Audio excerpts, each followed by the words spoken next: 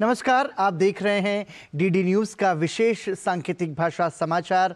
आपके साथ मैं हूं पराक्रम सिंह शेखावत और हमारे साथ हमारी सांकेतिक भाषा की सहयोगी हैं बीना सिंह। शुरुआत करते हैं सुर्खियों के साथ। प्रधानमंत्री नरेंद्र मोदी ने दिल्ली में केंद्रीय मंत्री एल मुरुगन के आवास पर पोंगल उत्सव में लिया हिस्सा। प्रधानमंत्री ने की पारंपरिक पूजा अर्चना, पर्व को बताया एक भारत श्रेष्ठ भारत की भावना का प्रतीक। कहा, श्री अन्न को बढ़ावा देने के प्रयास से करोड़ों किसानों का हो रहा है भला। प्रधानमंत्री के आह्वान पर देश भर के तीर्थ स्थानों और मंदिर परिसरों में स्वच्छता का महाअभियान। भाजपा अध्यक्ष जेपी नड्डा सहित केंद्रीय मंत्रियों, मुख्यमंत्रियों और गणमान्य हस्तियों ने किया श्रमदान। 22 जनवरी को रामलला की प्राण प्रतिष्ठा तक चलेगी विशेष स्वच्छता मुहिम। कांग्रेस छोड़ने के बाद शिवसेना में शामिल हुए पूर्व केंद्रीय मंत्री मिलिंद देवरा। महाराष्ट्र के मुख्यमंत्री एकनाथ शिंदे ने पार्टी में कराया शामिल। देवरा का कांग्रेस पर नकारात्मक राजनीति का आरोप। कहा, प्रधानमंत्री मोदी के नेतृत्व में मजबूत हुआ देश। देश मना रहा है सशस्त्र बल पूर्व सैनिक दिवस। बहादुर सपूतों के योगदान को किया जा रहा है नमन। रक्षा मंत्री राजनाथ सिंह ने कानपुर में सशस्त्र बल पूर्व सैनिक दिवस समारोह को किया संबोधित। कहा, बहादुर सैनिकों के योगदान का ऋणी है पूरा देश। भारत अफगानिस्तान के बीच दूसरा टी20 मैच आज इंदौर के होलकर स्टेडियम में सीरीज पर कब्जा करने के इरादे से उतरेगी भारतीय टीम।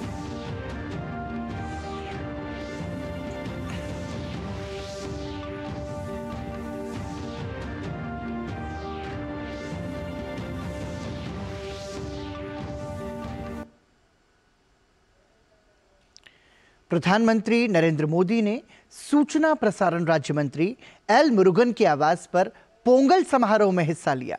इस अवसर पर तेलंगाना की राज्यपाल तमिलिसाई सौंदर्यराजन मौजूद रहीं।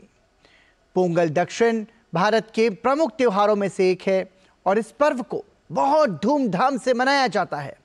मकर संक्रांति की तरह ये पर्व भी सूर्य के उत्तरायण का त्योहार है। इस समय फसल की कटाई की जाती है और इसको लेकर खुशियां मनाई जाती हैं। पोंगल फसल कटाई और संपन्नता के प्रतीक का उत्सव है। पोंगल के दिनों में घर के बाहर रंगोली बनाई जाती है। साथ ही ये पर्व ईश्वर को धन्यवाद देने के अवसर के रूप में मनाया जाता है। पोंगल के पर्व में साफ सफाई, रंगोली, सजावट ईश्वर से प्रार्थना के रूप में देखा जाता है। इस पर्व को लोग परिवार और दोस्तों के साथ मिलकर उत्साह से मनाते हैं और खास बनाए गए पोंगल के प्रसाद का आनंद लेते हैं। प्रधानमंत्री ने कहा कि पोंगल के दिन तमिलनाडु के हर घर से पोंगल धारा का प्रवाह होता है। उन्होंने सभी के जीवन में सुख, समृद्धि और संतोष की धारा के प्रवाह होने की कामना की।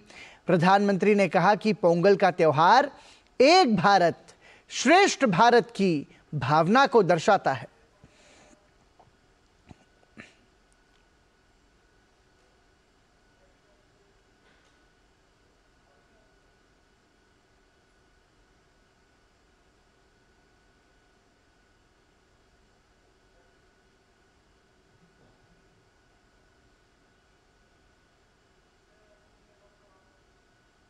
पोंगल के अवसर पर तमिल महिलाएं अपने घर के बाहर कोलम बनाती है। सबसे पहले वो आटे का इस्तेमाल करके जमीन पर कई डॉट्स बनाती है और एक बार जब सारे डॉट्स बन जाते हैं तो हर एक का एक अलग महत्व होता है। ये तस्वीर ही मन लुभाने वाली होती है, लेकिन कोलम का असली रूप तब और वैभवशाली हो जाता है जब ये सभी डॉट्स मिला दिए जाते हैं और बड़ी कलाकृति बनाकर इसमें रंग भरा जाता है। हमारा देश और उसकी विविधता भी कोलम के जैसी है। जब देश का कोना कोना एक दूसरे से भावात्मक रूप से जुड़ता है तो हमारी शक्ति एक अलग रूप दिखाती है। पोंगल का पर्व भी एक ऐसा ही पर्व है जो एक भारत श्रेष्ठ भारत की राष्ट्र भावना को दर्शाता है। इस दौरान सांस्कृतिक कार्यक्रमों की विभिन्न प्रस्तुतियां भी दी गई।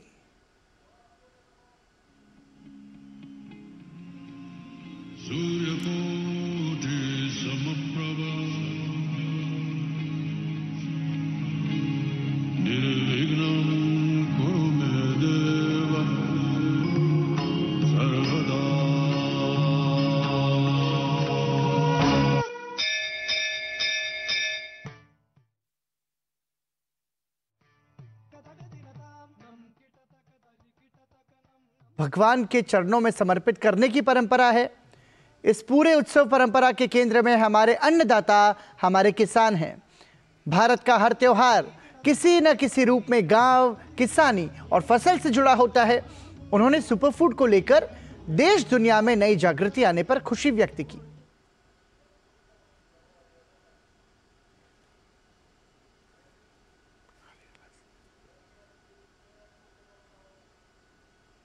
हमारे बहुत सारे नौजवान मिलेट्स, श्री अन्न को लेकर नए स्टार्टअप शुरू कर रहे हैं और ये स्टार्टअप्स आज बहुत पॉपुलर हो रहे हैं।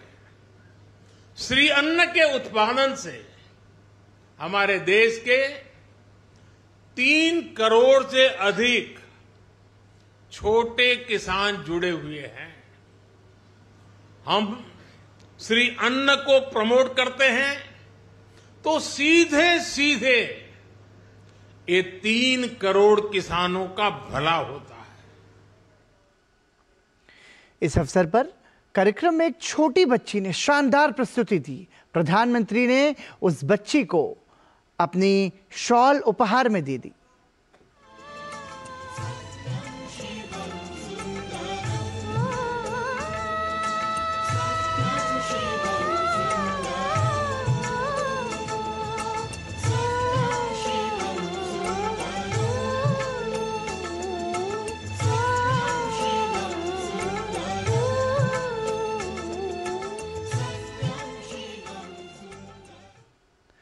प्रधानमंत्री नरेंद्र मोदी ने मकर संक्रांति के अवसर पर अपने आवास पर गायों को चारा खिलाया।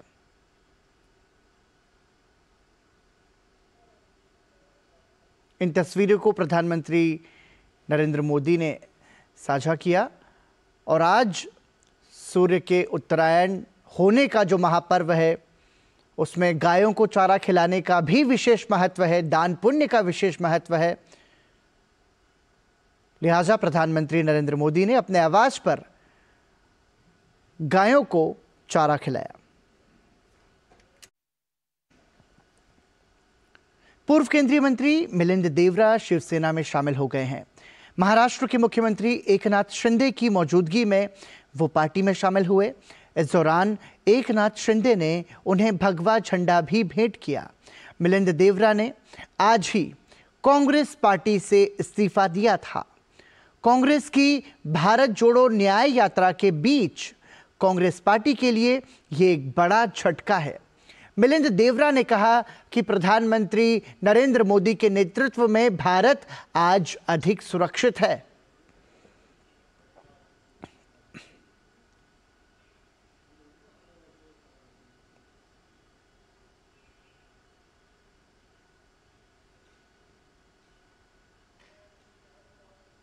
हम सबके लिए बहुत बड़ी गर्व की बात है कि केंद्र में हमारे यशस्वी प्रधानमंत्री नरेंद्र मोदी जी के नेतृत्व में भारत अधिक मजबूत है। आज महाराष्ट्र में हमारे यशस्वी मुख्यमंत्री, जो मैंने मराठी में कहा कि जमिनीवरचे नेते आहे, ते इतने एक्सेसिबल, मैंने इतने सालों में वर्षा को, बंगले को इतने एक्सेसिबल कभी नहीं देखा है। और ये बहुत बड़ी उपलब्धि है महाराष्ट्र की जनता के लिए। उनके नेतृत्व में हमें मुंबई और महाराष्ट्र को आगे ले जाना होगा। और मोदी जी और एकनाथ शिंदे जी के नेतृत्व में आज मुंबई और भारत अधिक सुरक्षित है। आज मुंबई और भारत की अर्थव्यवस्था अधिक स्थिर है। मिलिंद देवड़ा के कांग्रेस से इस्तीफे पर कांग्रेस नेता आचार्य प्रमोद कृष्णम ने कहा है कि राम मंदिर के निमंत्रण को जिस तरह से ठुकराने का काम किया गया है, उसका प्रकोप पार्टी पर शुरू हो गया है। जमीनी हकीकत बताने की कोशिश करने पर लोगों को कांग्रेस छोड़नी पड़ रही है। कांग्रेस में कुछ ऐसे लोगों का कब्जा हो गया है जी, जो ना तो सच सुनना चाहते हैं और न सनातन की बात सुनना चाहते हैं, न राम की बात सुनना चाहते हैं। जो राम की बात करेगा, जो सच की बात करेगा, जो ज़मीनी हकीकत को बताने की कोशिश करेगा, उसको कांग्रेस छोड़नी पड़ रही है धीरे धीरे। मिलिंद देवड़ा का जाना बहुत दुखद और अफसोसजनक है। और भगवान राम के मंदिर के निमंत्रण को जिस तरह से ठुकराने का काम किया है जी, तो मुझे लगता है कि भगवान राम का प्रकोप प्रारंभ हो गया है। विदेश मंत्री डॉक्टर एस जयशंकर ने डॉक्टर मोहम्मद हसन महमूद को बांग्लादेश के नए विदेश मंत्री के रूप में नियुक्त होने पर बधाई दी है। उन्होंने सोशल मीडिया प्लेटफॉर्म एक्स पर पोस्ट करते हुए लिखा, डॉक्टर मोहम्मद हसन महमूद को बांग्लादेश के विदेश मंत्री के रूप में उनकी नियुक्ति पर बधाई। भारत और बांग्लादेश मैत्रीपूर्ण संबंधों को और मजबूत करने के लिए मिलकर काम करने को हम तत्पर हैं। रक्षा मंत्री राजनाथ सिंह उत्तर प्रदेश के कानपुर में सशस्त्र बल पूर्व सैनिक दिवस समारोह में शामिल हुए। पूर्व सैनिक दिवस पर अपने संबोधन में रक्षा मंत्री ने कहा कि एक सैनिक परिवार जाति और पंथ जैसी सोच से कहीं ऊपर उठकर पूरे राष्ट्र के बारे में सोचता है। इसलिए इस राष्ट्र के अस्तित्व को बनाए रखने के लिए, इस राष्ट्र की जीवंतता को बनाए रखने के लिए उसे वह नैतिक बल मिलता है जिस कारण वह मौत का भी सामना करने को सदैव तैयार रहता है। उस सैनिक का सबसे बड़ा धर्म यह हो जाता है कि मैं रहूं या न रहूं, मेरा देश रहना चाहिए, क्योंकि इस देश की निरंतरता में वह भी जीवित रहेगा और उसका नाम भी जीवित रहेगा। दिल्ली के मानेकशॉ सेंटर में सशस्त्र बल पूर्व सैनिक दिवस कार्यक्रम का आयोजन किया गया। समारोह को तीनों सेनाओं के प्रमुखों ने संबोधित किया। इस दौरान एक प्रदर्शनी भी लगाई गई। वहां मौजूद स्टॉल्स पर पूर्व सैनिकों के कल्याण संबंधी सुविधाएं उपलब्ध कराई गई।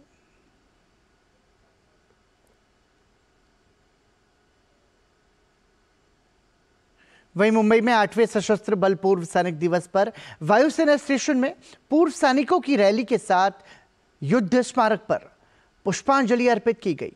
सशस्त्र बल पूर्व सैनिक दिवस पर तीनों सेनाओं द्वारा देश भर में 10 स्थानों श्रीनगर, पठानकोट, दिल्ली, कानपुर, अलवर, जोधपुर, गुवाहाटी, मुंबई, सिकंदराबाद और कोच्चि में ये कार्यक्रम मनाया जा रहा है।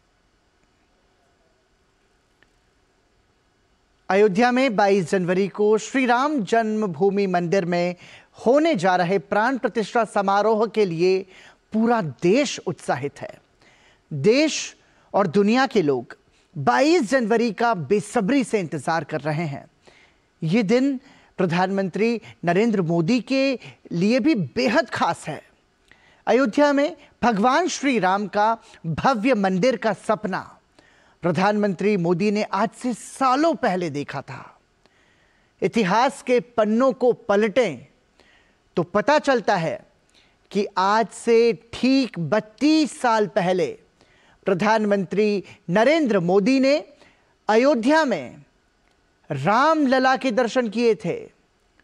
दरअसल प्रधानमंत्री नरेंद्र मोदी कन्याकुमारी से कश्मीर तक एकता का संदेश फैलाने के लिए एकता यात्रा पर थे। जय श्री राम के नारों के बीच नरेंद्र मोदी ने संकल्प लिया था कि राम मंदिर बनने पर ही वो यहां वापस आएंगे। अनगिनत हिंदुओं की सदियों की दृढ़ता के बाद भगवान श्री राम को उनकी जन्मभूमि पर एक भव्य मंदिर में पुनर्स्थापित किया जा रहा है। श्री राम जन्मभूमि तीर्थ क्षेत्र महासचिव चंपत राय ने बिहार के मिथिला से भार लेकर आए साधु संतों का स्वागत किया। गौरतलब है कि राम मंदिर की प्राण प्रतिष्ठा को लेकर देशवासियों का उत्साह देखते ही बन रहा है। चारों तरफ खुशी और उत्सव का माहौल है।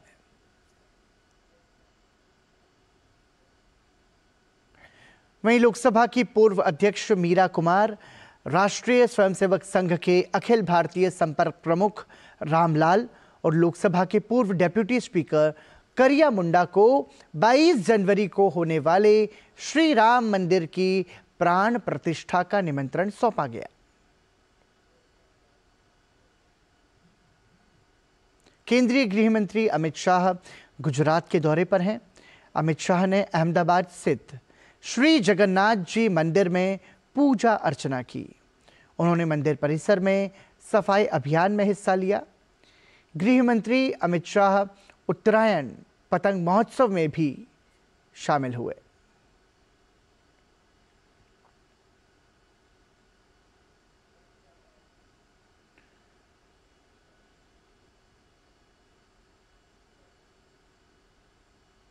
भाजपा के राष्ट्रीय अध्यक्ष जेपी नड्डा ने अयोध्या में राम मंदिर के प्राण प्रतिष्ठा समारोह से पहले स्वच्छता अभियान के तहत दिल्ली के गुरु रविदास मंदिर में सफाई अभियान में भाग लिया। भाजपा अध्यक्ष ने स्वच्छता अभियान पर खुशी जाहिर करते हुए कहा कि हम सभी तीर्थ स्थलों पर सफाई अभियान में शामिल होंगे और भजन कीर्तन करेंगे। 22 जनवरी को हर व्यक्ति अपने घरों में दीप जलाएगा और राम की आराधना में हम अपने आप को समावेशित करेंगे।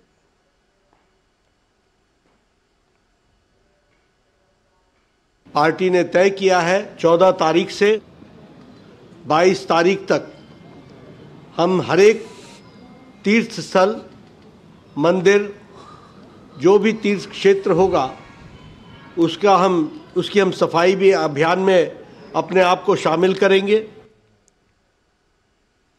केंद्रीय मंत्री हरदीप सिंह पुरी ने दिल्ली स्थित श्री रामायण विद्यापीठ में पूजा अर्चना की, साथ ही स्वच्छता अभियान में भाग लिया।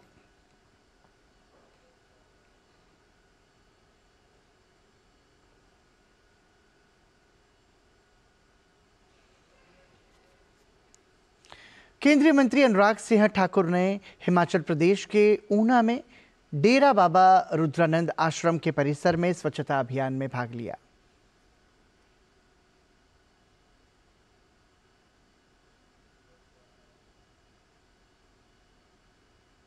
प्रधानमंत्री नरेंद्र मोदी की अपील पर पूरे भारत में अलग अलग राज्यों में स्वच्छता का अभियान चलाया जा रहा है। इसी बीच ओडिशा के अंगुल में केंद्रीय मंत्री धर्मेंद्र प्रधान ने राम मंदिर प्राण प्रतिष्ठा कार्यक्रम से पहले स्वच्छता अभियान के तहत मां हिंगुला मंदिर में स्वच्छता अभियान चलाया।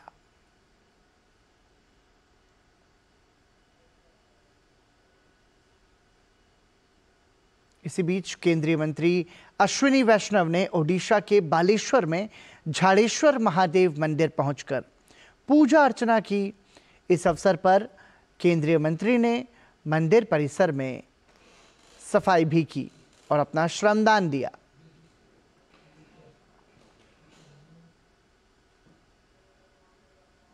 भारत के यशस्वी प्रधानमंत्री श्री नरेंद्र मोदी जी ने आह्वान किया है कि हमारी जो सांस्कृतिक धरोहर है, मंदिर है, उन सबको साफ सुथरा करके पूरा एक सफाई का स्वच्छता का अभियान चालू करें। वो आज झाड़ेश्वर मंदिर में महाप्रभु के दर्शन के बाद में चालू किया गया। केंद्रीय मंत्री मीनाक्षी लेखी ने दिल्ली में स्वच्छता अभियान में हिस्सा लिया। इस अवसर पर केंद्रीय मंत्री ने कहा कि सेवा ही हमारा धर्म है। हम जब ईश्वर की आराधना करते हैं तो उसमें सेवा का भाव और स्वच्छता भी सम्मिलित होती है। ये जो प्रधानमंत्री जी ने एक तरीके से सबके मन में वो ज्योति प्रज्वलित करने का काम किया है कि जिन मंदिरों में हम आराधना करते हैं, जहाँ हम जाके पूजा पाठ करते हैं, हम उन सब जगहों पर स्वच्छता भी रखें और साथ ही स्वच्छता अभियान में भी जुड़ें। उत्तर प्रदेश के मुख्यमंत्री योगी आदित्यनाथ ने अयोध्या में स्वच्छता अभियान में हिस्सा लिया। मुख्यमंत्री योगी आदित्यनाथ ने रामनगरी अयोध्या के लता मंगेशकर चौक पर झाड़ू लगाकर स्वच्छ तीर्थ महाअभियान का शुभारंभ किया। अयोध्या को स्वच्छतम नगरी बनाने और यहाँ के सभी धार्मिक पर्यटन तीर्थ स्थलों, सार्वजनिक स्थलों पर सफाई का संदेश देते हुए मुख्यमंत्री ने प्रदेशवासियों से रामलला के आगमन के अवसर पर अयोध्या को साफ सुथरा, स्वच्छ बनाने का आह्वान किया। कार्यक्रम को संबोधित करते हुए मुख्यमंत्री योगी आदित्यनाथ ने कहा, श्री राम जन्मभूमि मंदिर में होने जा रहे प्राण प्रतिष्ठा समारोह के लिए पूरा देश उत्साहित है। देश और दुनिया के लोग रामलला के दर्शन के लिए आतुर हैं। हजारों वर्षों के बाद यह अवसर आता है जब प्रभु की सेवा में हमें कुछ कर गुजरने का एक अवसर प्राप्त होता है और हर एक पीढ़ी को नहीं होता। हमारी पीढ़ी सौभाग्यशाली है इस चीज से। 500 वर्षों के बाद जब प्रभु अपने स्वयं के भव्य मंदिर में विराजमान होंगे, देश और दुनिया अयोध्या के प्रति आतुर है। कब मौका मिलता है, कब प्रभु अपने धाम का दर्शन करने का उन्हें सौभाग्य प्रदान करता है। हम सब तो सौभाग्यशाली हैं यही रह करके और इस धाम को नजदीक से देख रहे हैं, अवलोकन कर रहे हैं और इन स्थितियों में हमारी कुछ जिम्मेदारी भी बनती है और जिम्मेदारी ये कि सबसे पहले अयोध्या स्वच्छ और सुंदर दिखाई दे। उत्तर प्रदेश के मुख्यमंत्री योगी आदित्यनाथ ने अयोध्या में नगर निगम के स्वच्छता वाहनों को हरी झंडी दिखाकर रवाना भी किया।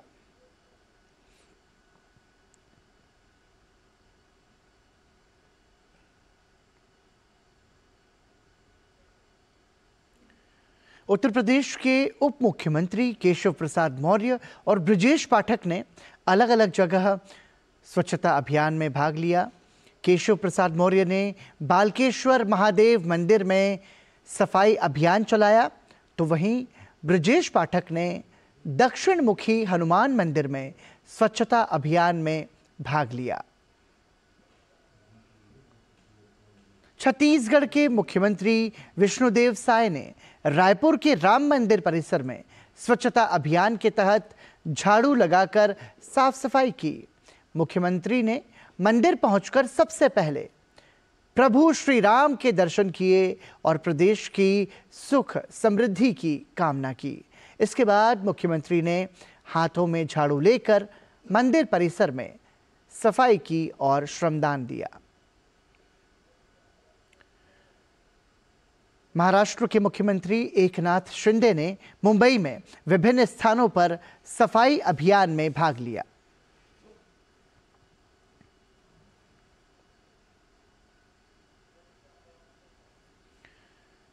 प्रधानमंत्री नरेंद्र मोदी द्वारा मंदिरों, धार्मिक स्थलों और तीर्थ स्थानों की देश भर में साफ सफाई के लिए किए गए आह्वान के बाद केंद्र शासित प्रदेश जम्मू कश्मीर में भी लोग स्वच्छता अभियान में भाग ले रहे हैं। भाजपा कार्यकर्ताओं ने सांबा जिले की सीमावर्ती तहसील रामगढ़ के विभिन्न मंदिरों और धार्मिक स्थलों में स्वच्छता अभियान चलाया। प्रधानमंत्री नरेंद्र मोदी की प्रेरणा से अयोध्या में राम मंदिर प्राण प्रतिष्ठा से पहले देश भर के मंदिरों में आज से स्वच्छता अभियान चलाया जा रहा है। इसी कड़ी में काशी स्थित श्री विश्वनाथ धाम और धाम को जोड़ने वाली गोदवलिया से मैदागिन की सड़क और आदि विश्वेश्वर मंदिर पर ट्रस्ट के सदस्यगण, मुख्य कार्यपालक अधिकारी, भारतीय जनता पार्टी के पदाधिकारियों और कार्यकर्ताओं ने स्वच्छता अभियान चलाया। वहीं पटना सिटी के महापाटन देवी मंदिर में बिहार विधानसभा में नेता प्रतिपक्ष विजय कुमार सिन्हा ने स्वच्छता अभियान में हिस्सा लिया। उनके साथ भाजपा के विधायक नंद किशोर और स्थानीय नागरिक भी उपस्थित रहे।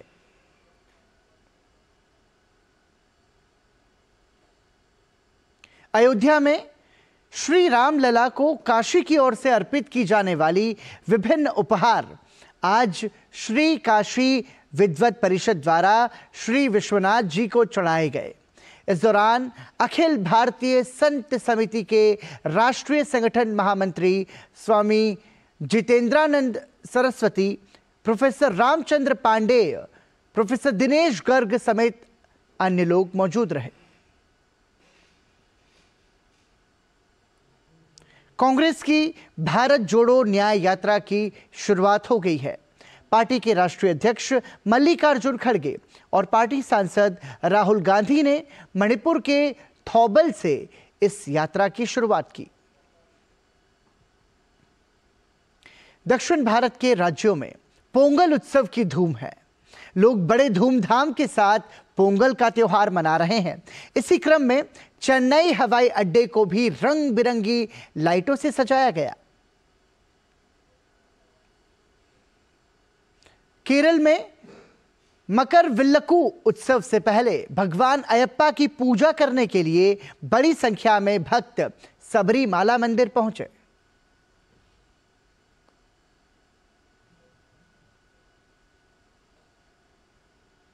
देश में आयुष्मान भारत प्रधानमंत्री जन आरोग्य योजना को एक और बड़ी सफलता मिली है। देश में अब 30 करोड़ आयुष्मान कार्ड बन चुके हैं। योजना के तहत गरीब और कमजोर आबादी के 6.2 करोड़ लोगों का अस्पतालों में निःशुल्क इलाज हुआ है, जिससे उनकी जेब पर पड़ने वाला 1.25 लाख करोड़ से अधिक के खर्च को बचाया गया। इसी के साथ ही डीडी न्यूज़ के विशेष सांकेतिक भाषा समाचार में अभी के लिए इतना ही। मुझे और मेरी सहयोगी बीना सिंह को दीजिए अनुमति। नमस्कार।